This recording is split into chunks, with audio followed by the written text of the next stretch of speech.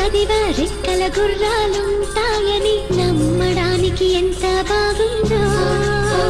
బాలమిత్ర కథలో చదివ పగడపు దీవులు ఉంటాయని నమ్మడానికి ఎంత బాగుందో. నా కోసం రెక్కల గుర్రం ఎక్కి వస్తావని పగడపు దీనికి